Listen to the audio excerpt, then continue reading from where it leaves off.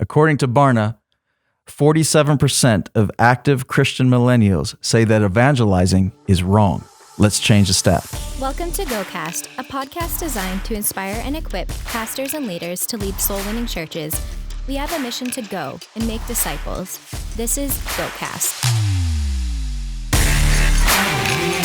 Hey everyone, welcome to GoCast. I'm your host, Kelly Stickle, and I'm joined, as always, by my co-host and friend, Tim Tribble. How are you doing today, Tim? Very good. Excited to be here. Yeah, I'm really excited about today's episode. Yes. I have an amazing conversation with my friend, Josh Bowers. I first met Josh when he was the associate pastor at Fresh Life in Kalispell, Montana. Right. And that church is, of course, famous because of its lead pastor, Pastor Levi Lusko, who is traveling all over the place, speaking now at a lot of youth conferences and a great author of great books, and a fantastic church, amazing church. Josh left the ministry there and to plant his own church. He really felt called of God to go and plant a church. His initial plan was to plant in London, England. Right. And we talked about that extensively. But then he had a reroute, and that door shut for multiple different reasons. Yep. And then all of a sudden now it was put on hold for a while, but now he's planted in Detroit, Michigan. And just getting started and doing an amazing work there. So I have a question for you. Okay. Have you ever had God shut a door on you that you thought, man, this is for sure, this is him, he's leading me, and then all of a sudden it just closes up? Yeah, absolutely. All my life growing up, I just wanted to sing. I had this desire to do it. And so in local competitions, I would do really well at them. And when Canadian Idol came around in Vancouver, just after graduation, I decided to go and hit that up. I didn't get through the first year. I didn't get through the second year. Wow. And so I was just like, God, what are you doing? And a year after that, we got invited to come and do youth and worship in our local church. And things just started to excel from there. So I look back on it now, and it's as if God closed that door to prevent me from getting in, possibly into a business or into a position where I really shouldn't have been. And now he's just blown the doors wide open into that, using the same gifting, but in a different venue. Yeah. Well, and for the rest of the story, a little bit, I mean, you went into ministry. You're now pastoring with us here at the church, and running youth ministry, also running the worship team. But also, you've been writing a lot of songs, recording a lot of songs, and it's got the attention of some executives in Nashville who are now enamored with your voice and with your writing, and there's lots of different dialogue going on there. So, I mean, for you, it was the door got shut for now, but probably not forever. I mean, that door, the music industry and all that is opening up even as we speak. But that's really cool. And sometimes God does that. Sometimes God delays now, like Paul in the book of Acts. The Holy Spirit said, no, you can't go to Asia now. Right. But I mean, eventually that door opened up and he was able to go. Yeah. Other times, God just shuts the door and it doesn't ever open up again. Right. And in the end, we're frustrated at the time, but in the end, we see that, no, his hand is, he knew better, and there was something better in mind. Totally. Well, we're going to talk about that and more with my conversation with Pastor Josh Bowers. I also asked him a question about why did he pick Detroit, Michigan? And I got to tell you, I loved his answer. It's good. Really inspiring, and I know it's going to inspire you as well. So without further ado, let's go to my conversation with Pastor Josh Bauer of Cross and Anchor Church in Detroit, Michigan. Well, hey, Josh, welcome to GoCast. So good to see you, my friend. So good to be here. Thanks for having me. Man, all right. Tell us a little bit about yourself, your ministry journey. You've got quite the resume. So walk us through a little bit about what life has been like and what's going on now. Yeah, I'm quite a prolific guy. So I've been in ministry for about 15 years in different ways. I was assistant pastor at a church in New Mexico for a while, and then I moved to Montana and helped start a church with my friend, Pastor Levi Lusko, and that was in 2008, and was there for 8 years. Did different stuff on staff, was a pastor there, was a campus pastor, helped other locations get started. That's actually where I met you, not in the process of getting a location started, but while I was at Fresh Life, we did an event in Lethbridge that you guys partnered with us for. And that was amazing. And we saw a lot of people get saved. Yeah, it was great. Yep. It was amazing to be a part of that. Loved it. And then my wife and I just started feeling like God was calling us to start a church. And so our pastor and his wife, they gave us their blessing, and we left in 2016. We thought we were going to be planting a church internationally. We thought we were going to be going to England, but the door kind of shut on that. We ran into some problems with our visas, and through that, God redirected us to Detroit, where we've been for almost 2 years now, and we launched Cross and Anchor Church in March of 2019, and that's where we're at right now. That's awesome. Yeah, and it's already 2 years. That's amazing. That went by real quick. But man, you with your resume, I mean, you've been part of Fresh Life Church in Montana, which grew rapidly. Part of churches in New Mexico. I mean, you had all your connections and relationships. You had pretty much any pick of any location in America and around the world. I mean, you're originally looking at London and different things, and looking at pretty much any city you could plant a church in. So tell us, why Detroit? Yeah, like there's that scripture in Proverbs says, man makes his plans, but the Lord directs his steps. Yeah. And that was definitely our experience. We really had a heart for large cities, for cities that are influential culturally and that are making an impact and that have a lot of people who don't know Jesus in them. Yeah. I think there's a strong case that can be made for planting churches in major cities because there's just so many people. And you also have an ability to almost maximize your impact because those cities kind of create culture that spreads from there. I think we need churches in every area, like suburbs, cities, the middle of nowhere. Yeah. But we just really had a heart for that in particular. And London is that place. But God, as much as we tried to go there, it's kind of like Paul in Acts. The door just shut for him to get to Asia, even though it would have been an amazing thing to start a church in Asia. Nothing wrong with that. But the Holy Spirit had different plans for him. Right. And we felt like that's what happened with us. Like we had all the right intentions, all the right motives, and felt like God was even opening doors at first, but then they just kind of shut, and Detroit came on our radar. It's a really cool story. I won't go into all of it, but we were living in Chicago at the time because we'd already left Montana. We were trying to figure out where we were going to land, and we were serving at a church in Chicago. And then visiting Detroit, just felt like there was a lot happening here. The city was changing. It was a lot of people don't have the best perception of Detroit. Yeah. Like when you tell them to go in there, they're like, "Oh, well, get your bulletproof vest, and make sure you get your concealed weapons permit or something." But this city is really coming back up. Like the official motto of the city of Detroit from like the 1800s is, "We hope for better things that will rise from the ashes." Wow. And it was like prophetic. And so Detroit's really in this time period where the cement feels like it's for the future of what Detroit's going to become. And we wanted to be a part of shaping that. So we started visiting the city, finding out more about it. My brother, out of nowhere, who knew nothing about what was going to happen, told me the same day that we were thinking about going to Detroit, calls me and he's like, "My job's thinking about transferring me to Detroit." All these things started lining up, and there's about 5 million people in the greater Detroit area. Wow. And roughly 80% of those people don't know Jesus. So, if that's not enough reason to start a church, I don't know what one is. We believe Detroit's best days are ahead of it. I love the fact that it's a border city. A lot of people don't know that in the U.S., but Windsor's our next door neighbor. Yep. And a lot of people here might even cheer for the Leafs. I know, I'm sorry, but there's a lot of Canada connections between the two cities. And yeah, we're loved being here, and we think God's got a great plan for the city of Detroit. Well, let's just be honest. You fell in love with us Canadians after dealing with us over here, so it was all good. Right. You planted the seed in Lethbridge, and then I was like, I got to get close by. If they won't let me be a dual citizen, I'm going to live as close as possible as I can to Canada. Exactly.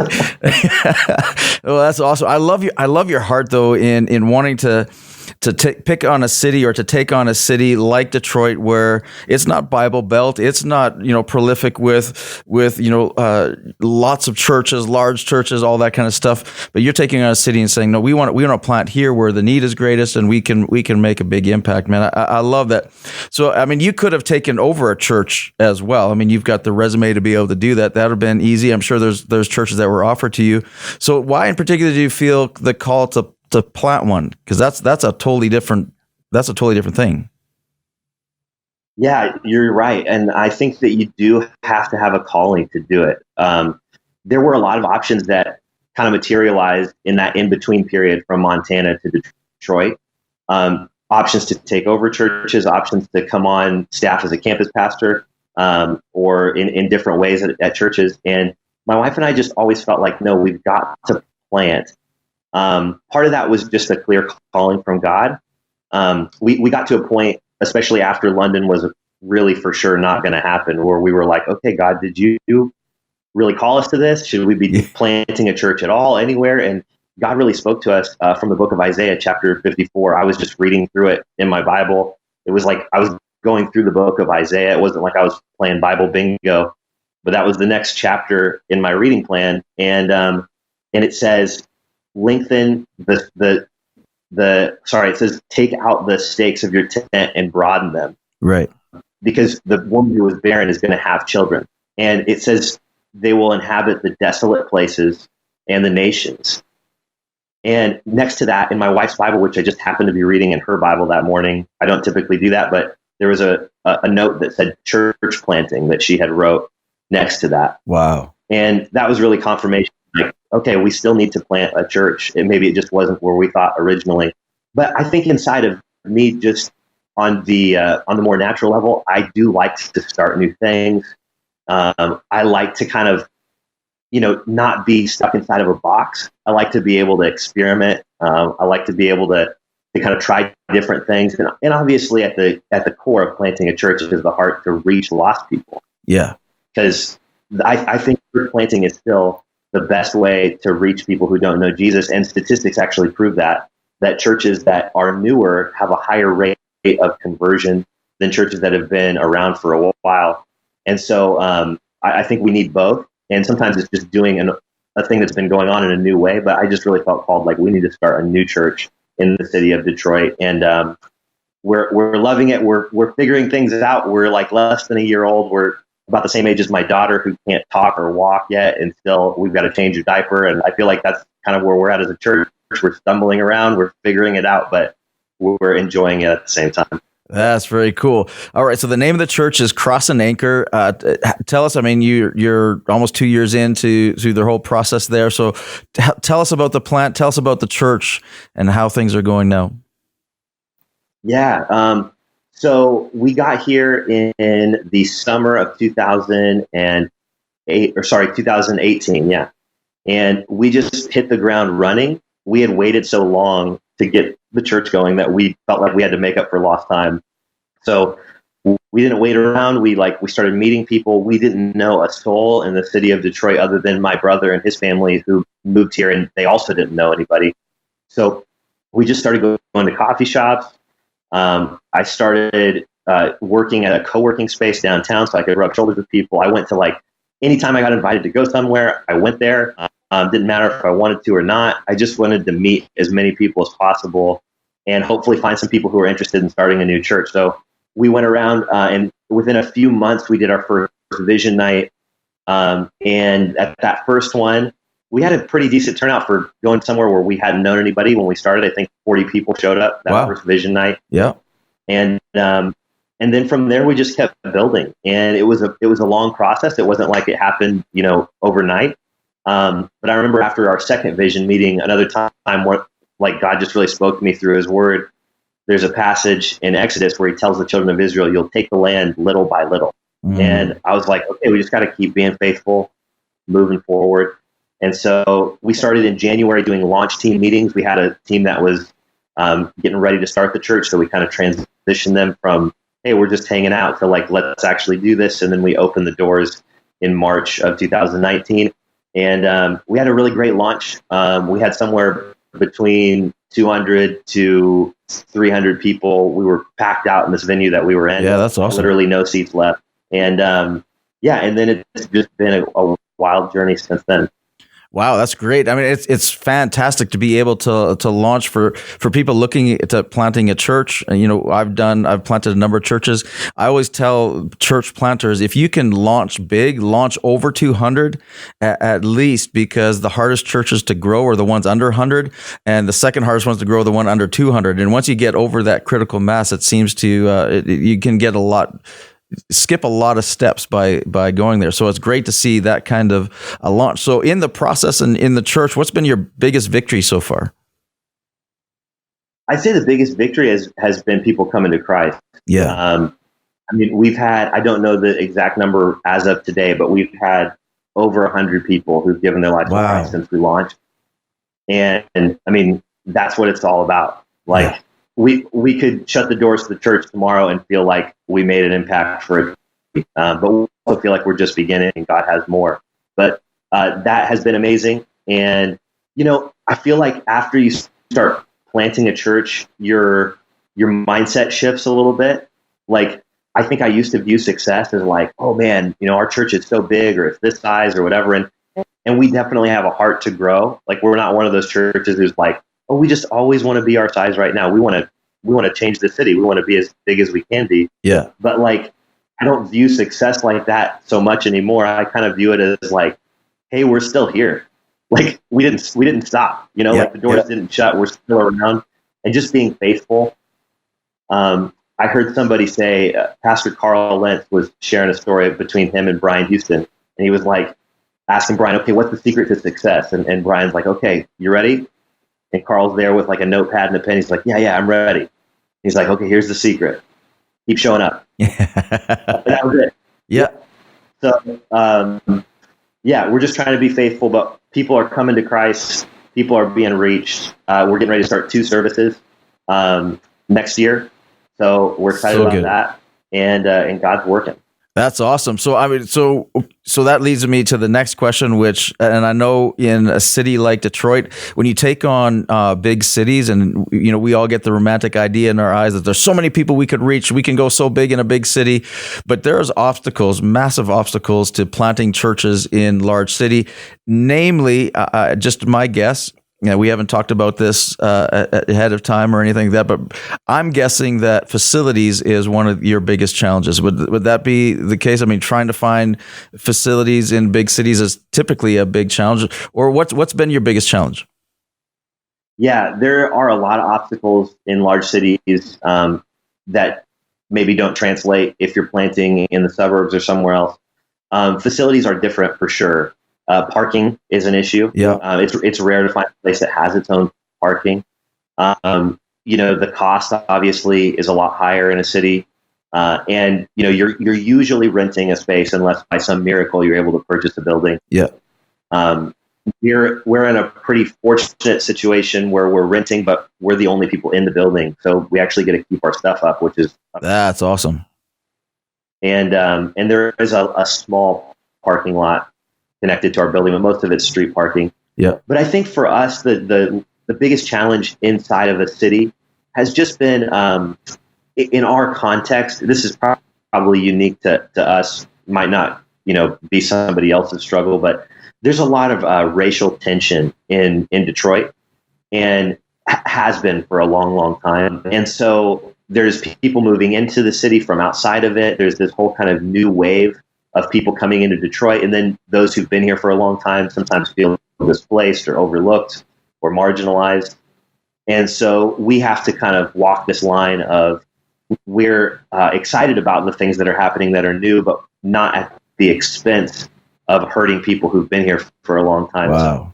So, we're figuring that out. By God's grace, we are a diverse church, and we really think the church should be the place that sets the example for the world when it comes to unity.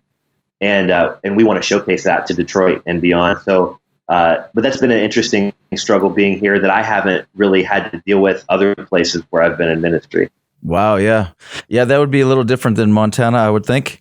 97% Caucasian. So definitely different dynamic in Detroit. Yeah, for sure. So I mean, talk to about that. Let's pull on that a little bit. So I mean, what have you done to intentionally say, okay, we're going to take this on, we're going to tackle this, we're going to acknowledge that this is an issue, and we're going to attack that issue, and we're going to showcase something different. So what have you done intentionally in that way to take on unity? Yeah, that's a great question, and it's really uncommon, I think, in Detroit and elsewhere, to truly have a diverse church. And I think a lot of people, they go out with the mindset like, we're going to create a diverse church. And really, when we started, we didn't necessarily think like that. We weren't like, our goal is multi-ethnic, multiracial church. We just were thinking we want to start a church and reach people.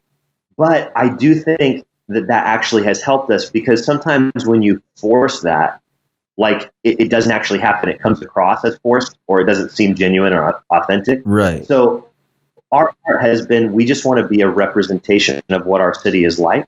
And I think the best thing that we've been able to do to help bridge some of that divide has been, we started our church basically in my house. Like, we had people over for dinner, and we still do that. We call them dinner parties. They're basically our version of small groups.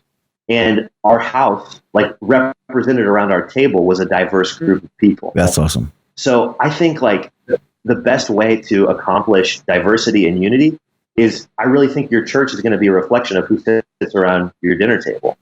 Like, if you're willing to sit down and have conversations and engage and have relationships with people who are not like you, like, that's where it starts. Yeah. And then it will kind of, I think, naturally show up in your church, rather than, and I'm all for, like, a diverse staff hire or something to represent on the stage what you're hoping will be out in the seats.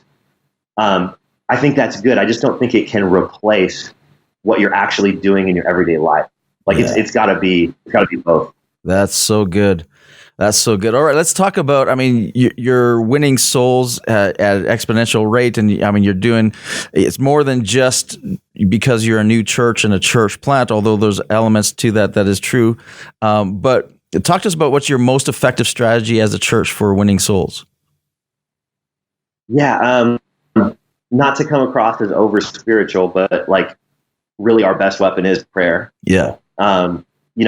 Any church that takes ground for the kingdom is bathed in prayer. And we've had the opportunity to really learn that from other churches that have excelled in that area. So before our church ever launched, we did like 21 days of prayer and fasting as a team. Anytime we're coming up to like some kind of major thing, we're always soaking it in prayer. And I think that's been like a key ingredient in what God's done. Yeah, so good. But when it comes to the non-spiritual side, we've definitely been intentional about using social media as a marketing place and a place to connect with people. Yeah. We did a lot of, on Instagram, just direct messaging people who would follow our account, and then I would go and get coffee with them or connect with them in some way. I think people are really looking for a personal connection. And actually, a lot of our team just came through that, just following people on Instagram. They would follow our church account, and then I would send a message and say, hey, we're starting a church in Detroit. Would love to hear your story. Maybe we can sit down and have coffee sometime. And so that has been really helpful for us. We also did put up a billboard when we launched, and we did some paid social media ads. And I think that helped kind of generate some buzz. So all those things together have, I think, helped us to reach people. We did kind of an unconventional launch. We launched in the evening. So we started Sundays at 6 p.m. Now we have a morning service. But we started in the evening, and I think that just kind of helped, because it's so not traditional. We got a not traditional group of people who maybe weren't used to coming to church, or they hadn't been to church in a while. And so I'm excited. Next year we're going to start the evening services back again. We'll have morning and evening, and I think the evening is going to just help us reach even more people who don't know Jesus. That's really cool. That's awesome. I do know about you. I've always admired how you, with the excellence that you do, social media, your websites, your advertising. But I love what you just said about the social media. I don't want anybody that's listening or watching to miss this. But you literally use social media for more than just an advertising. You used it as social media. And connected in the relationship, which often gets missed. We often use it, social media and Instagram and Facebook as a billboard, but we forget be social with it, and you're intentional, about connecting with people and making it social. Yeah, and I think that what we saw, Kelly, with that was like people are hungry for that connection, like because you kind of think when you're on social media, I'm connected with all these people, but in reality, you're not. You're just kind of like artificially connected to them. So when there's an actual person that you're talking to, and then you can translate that into actually a physical interaction with that person, meeting up with coffee or whatever, there's a lot of people who are really starving for that. Yeah. And that's why they're on social media in the first place. And I think why the church, of course, should be in that arena. Like that's where we belong. Like Jesus says, or God says, I put the lonely in families. Like we're the answer to people finding a home, feeling like they belong, feeling like they can be in a family, So, keeping the social and social media, I think that's vital. That's so good. And I love your idea or what you did with direct messaging somebody that you connected on social media, direct messaging them and then setting up a face-to-face coffee with them. I mean, that's taking social media to a whole nother level of social, which is, hey, I love that. That is a great idea. Something that I'm going to steal. So that's awesome. Do it. And I think that sometimes, and I've done this too, as a pastor, we sometimes overestimate our influence from the stage. Not that it's obviously that's huge, but like we underestimate the importance of one-on-one connection. And I think that if you can be doing both of those things, like that's a real recipe for success. And I know a lot of pastors who, they're trying to think, how can I reach people? How can I get people to my church? But they literally sit in their office all day long and they interact with just the people around them. And if you could just, even if you just go work somewhere else for the day and just maybe you happen to rub shoulders with somebody who doesn't know Jesus or whatever, like I think those kind of interactions are also big parts of growing your church and reaching people. That's so good. I mean, don't miss the individual by looking at the crowd. I mean, that's a big deal. So tell me about an individual. Tell me about someone that you connected with or somebody in the church and how their life was miraculously changed because they connected with you, they connected with the church, and ultimately met Jesus. Yeah. The first story I think of is this guy named Stephen. He found our church through Instagram, I think. Or actually, you know what? He found our church through Reddit. He was going through Reddit. I don't even know what he was doing, but he used to be a fisherman in Alaska, and he saw the name of our church cross an anchor, and the anchor really stood out to him because of his fishing background. Yeah. And then the people on Reddit were saying we were a cult, which I was like, okay, you're making ground for the kingdom when people are calling you a cult. Exactly. But he's like, I'm going to go check it out. I'm looking for a place to connect. So he came. First weekend he came, he gave his life to Christ.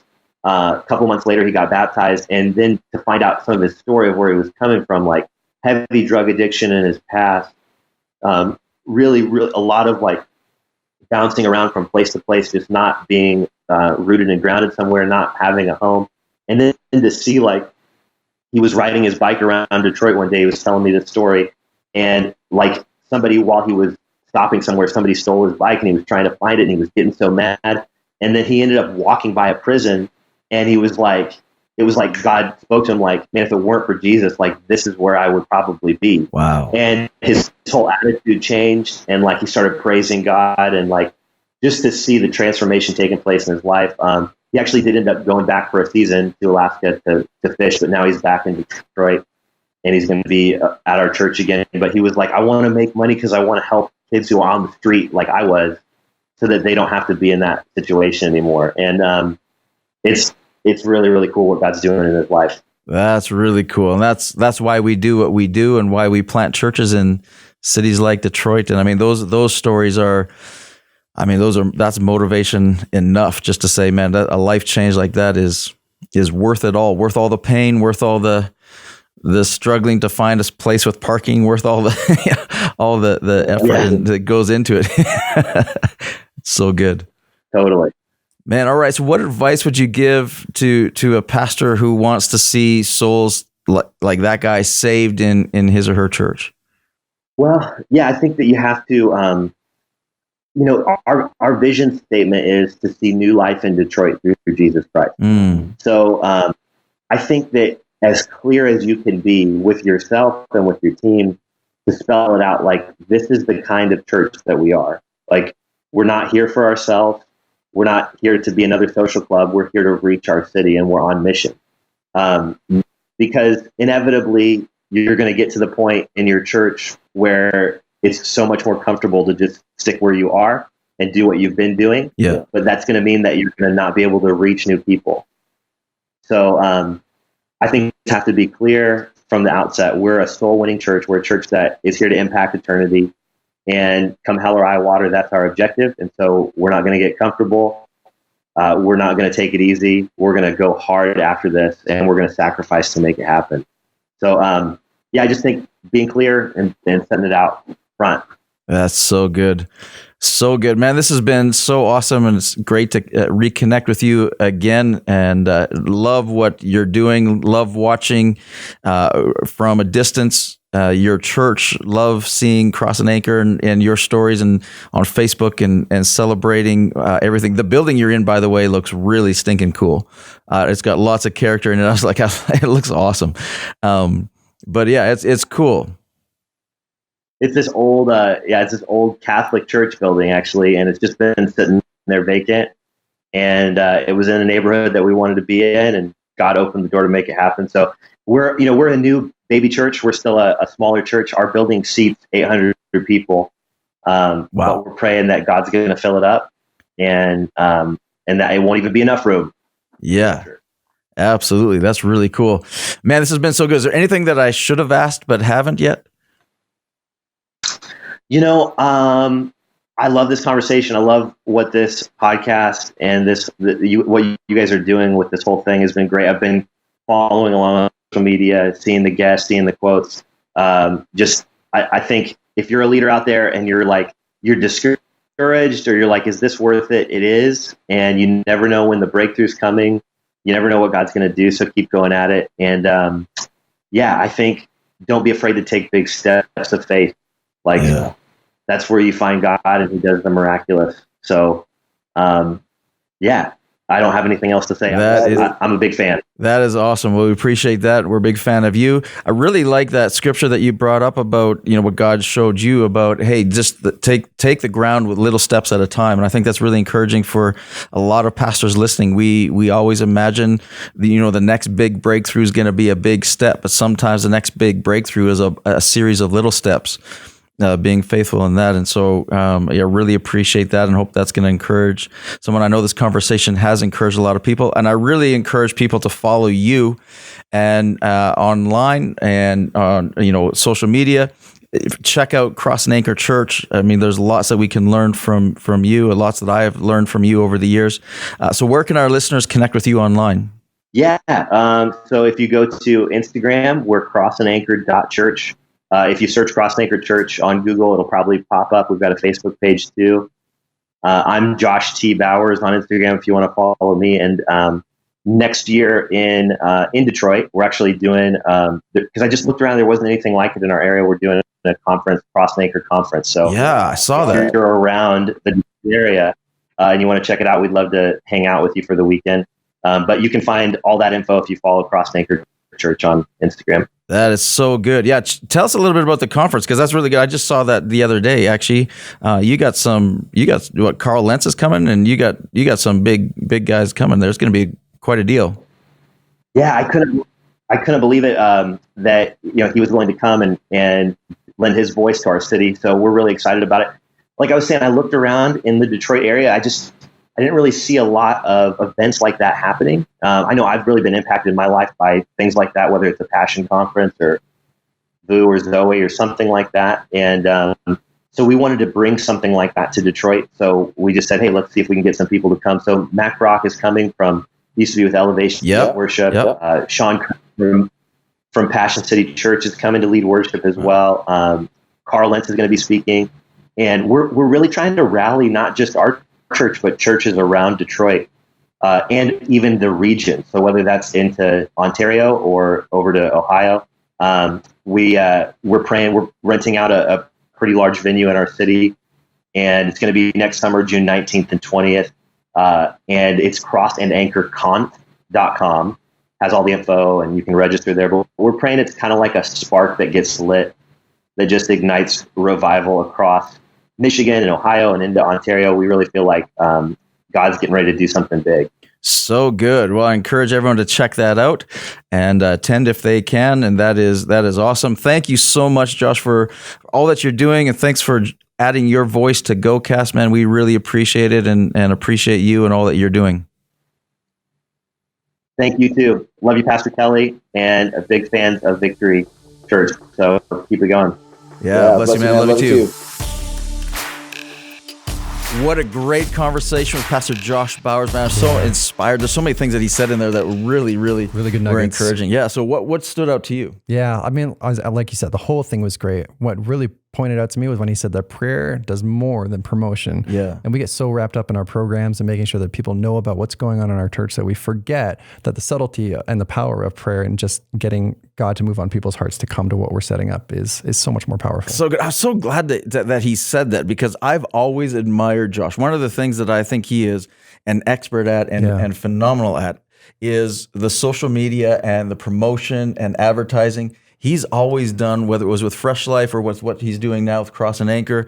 I'd encourage people to check out his Instagram feed and his websites. I mean, he is amazing at what he does. And for him to put the emphasis on prayer and saying, okay, that's more important than promotion. Mm-hmm. I love that. I also loved how he was willing to talk openly about spiritual warfare. Right. And many of us know it's real, it's there, but we don't often talk about it. And we face opposition and we just take it on in the natural. But the reality is, when you're planting churches and when you're leading soul-winning churches, the devil doesn't like it, and there is a battle. There's a spiritual battle going on. Yeah. And all of us go through it. All of us battle the same thing. So if you have something that you're battling and you'd like prayer with or prayer for, we would love to pray with you and for you. Absolutely. And we'd love to connect with you and continue the conversation. We're in this together. So where can people find us on GoCast? Where can they connect with us? Absolutely. Type in GoCast to Spotify, YouTube, iTunes, all over the social map for sure. Yeah, and we're on social media and Facebook and Instagram. You can continue the conversation there. We'd love to hear from you. Well, next week, I've got a great conversation with my friend, Pastor Evan Allnut from Northgate Church in Courtenay, BC, and he's got a lot of insight. He's just transitioned to church and taken to church just in the last 4 years and taken over a church, and he's done amazing things. And here's an excerpt of my conversation with Pastor Evan Allnut. If we only talk to Christians in our sermons, we're only going to get Christians at our services. Right, that's true.